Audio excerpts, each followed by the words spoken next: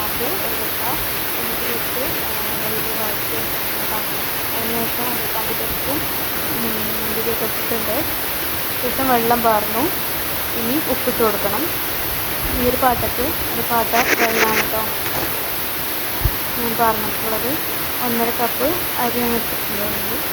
അപ്പോൾ ഈ വെള്ളം നന്നായി തിളച്ച് വന്നതിന് ശേഷം നമുക്ക് ഈ കുതിർത്ത് വെച്ചിട്ടുള്ള അരി അതിലേക്ക് ഇട്ട് കൊടുക്കാം.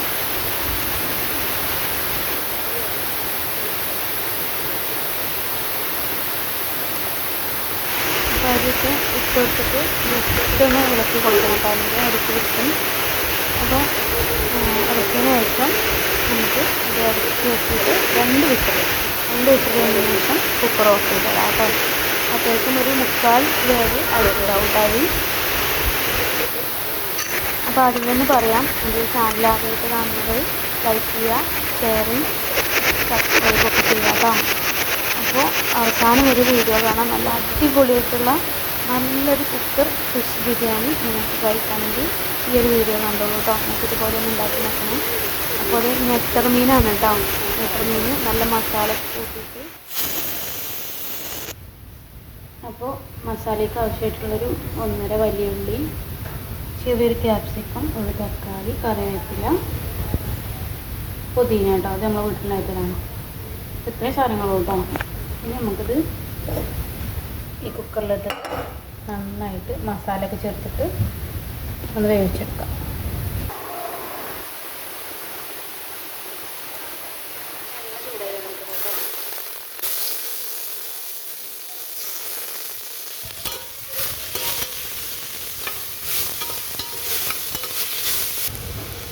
അപ്പോൾ ബാക്കിയുള്ളതും കൂടി ഇതിലേക്ക് ഇട്ട് കൊടുത്തിട്ടുണ്ട് കേട്ടോ. ഇനി ജസ്റ്റ് ഇതൊന്ന് ഒരു വിസിലടുപ്പിച്ചെടുക്കാം. അപ്പോൾ നല്ല രീതിക്ക് ഉള്ളിയും തക്കാളിയൊക്കെ വെന്ത് കിട്ടും കേട്ടോ. അതിന് വേണ്ടിയിട്ടാണ്. അപ്പോൾ കുക്കർ അടച്ച് വെച്ചിട്ടുണ്ട്. ഒരു വിസിൽ വന്ന് അതൊന്ന് വെന്തതിന് ശേഷം നമുക്ക് പൊടികളും തൈരും എല്ലാം ചേർത്തിട്ട് മിക്സാക്കി എടുക്കാം കേട്ടോ. അപ്പോൾ അതേ നമ്മൾ ഉള്ളി വാടി അതിലേക്ക് മഞ്ഞൾപ്പൊടി ഇട്ടിട്ടുണ്ട് കേട്ടോ. അപ്പോൾ നമുക്ക് ബാക്കിയുള്ള മസാലപ്പൊടികളും കൂടി ചേർക്കാം കേട്ടോ. മല്ലിപ്പൊടി,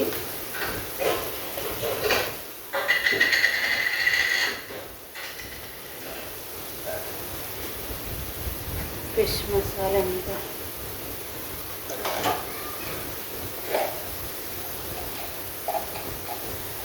ഗരം മസാല,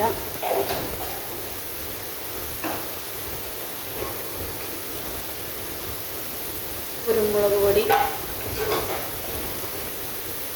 ബിരിയാണി മസാല ഇത്രയും ചേർത്തിട്ടുള്ളൂ കേട്ടോ. മുളക് പൊടി ഇതിൽ ചേർത്തിട്ടില്ല. മീൻ പൊരിച്ചപ്പോൾ തന്നെ അത്യാവശ്യം മുളക് പൊടി ചേർത്തിട്ടുണ്ട്. അപ്പോൾ ഇതിൽ ചേർത്തിട്ടില്ല കേട്ടോ. ഇനി ഇതിലേക്ക് തൈര് ഒഴിച്ചു കൊടുക്കാം. അപ്പോൾ ഇത് തൈരും ചേർത്തിട്ടുണ്ട്. ഇത് നന്നായിട്ട് മിക്സ് ചെയ്യാം. നേരത്തെ ഉള്ളി വാട്ടാൻ വെച്ചപ്പോൾ ഉപ്പ് ചേർത്തിരുന്നു. അപ്പോൾ കുറച്ച് കുറവുണ്ട്. അപ്പോൾ അത് ഇട്ട് കൊടുക്കാം കേട്ടോ. അപ്പോൾ ഇത് നമ്മുടെ റൈസ് ഇവിടെ റെഡി ആയിട്ടുണ്ട് കേട്ടോ. അത്യാവശ്യം 1/4 വേവ് ആയിട്ടുണ്ട് കേട്ടോ. അപ്പോൾ നമ്മുടെ മീനിലേക്കുള്ള ഗ്രേവി ആയിട്ടുണ്ട്. നമുക്ക് പൊരിച്ച മീൻ അതിലേക്ക് വെച്ച് കൊടുക്കാം. അപ്പോൾ ഇത് ഇനി ഇതും ഈ ഗ്രേവിയും കൂടി ഒന്നും മിക്സ് ആവട്ടെ കേട്ടോ. അതിന് ശേഷം നമുക്ക് വേവിച്ച് വെച്ചിട്ടുള്ള ചോറ് ഇതിലേക്ക് ഇട്ട് കൊടുക്കാം. അപ്പോൾ നമ്മുടെ ഗ്രേവിയും റെഡി ആയിട്ടുണ്ട്. ഇനി നമ്മൾ 1/4 ആയിട്ടുള്ള നമ്മുടെ ചോറ് ബിരിയാണി റൈസ് ഇതിലേക്ക് ഇട്ട് കൊടുക്കാം കേട്ടോ. കട്ട കുടച്ചിട്ട്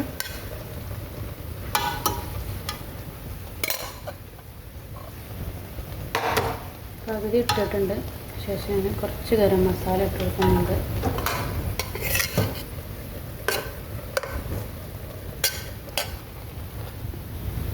അപ്പോൾ മുകളിൽ ഇത്തിരി കൂടി ഗരം മസാല ഇട്ടിട്ടുണ്ട് കേട്ടോ. തീയൊക്കെ ഓഫ് ചെയ്തിട്ടുണ്ട്. നന്നായിട്ട് കുക്കർ അടച്ച് വെക്കുക. കുറച്ച് കഴിഞ്ഞിട്ട് ഒരു 10 മിനിറ്റിന് ശേഷം നമ്മുടെ കുക്കർ തുറന്നു കഴിഞ്ഞാൽ നമുക്ക് അടിപൊളി ബിരിയാണി റെഡി ആയിട്ടുണ്ടാവും. ഫ്ലെയിമൊക്കെ ഓഫ് ചെയ്തിട്ടുണ്ട് കേട്ടോ.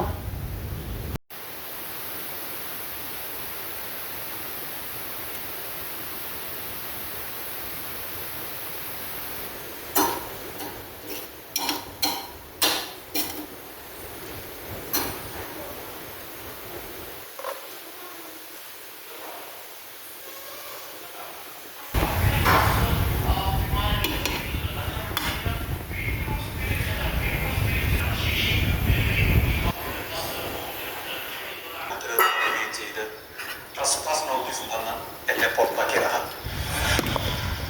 അതിനുശേഷം ഏതാണ്ട് 10 വർഷത്തിന് ശേഷമാണ് ഞാൻ വീണ്ടും ഈ ഒർലാൻഡോയിലെ ഡിസ്നി വേൾഡിലേക്ക് പോകുന്നത്. നമ്മുടെ അമ്യൂസ്മെന്റ് പാർക്കുകളൊക്കെ പലതും നമ്മുടെ നാട്ടിൽ കണ്ടിട്ടുണ്ടാവും.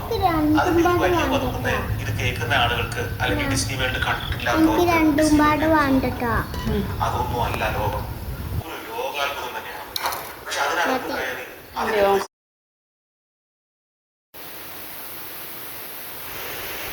അപ്പോൾ കണ്ടില്ലേ, നമ്മുടെ ബിരിയാണി ഇവിടെ തീർന്നിട്ടുണ്ട്. നല്ല അടിപൊളി ടേസ്റ്റായിരുന്നു കേട്ടോ. നമ്മുടെ മനസ്സും വയറും കഴിഞ്ഞ അടിപൊളിയായിരുന്നു. ഇതുപോലെ എല്ലാവരും ഉണ്ടാക്കി നോക്കണം.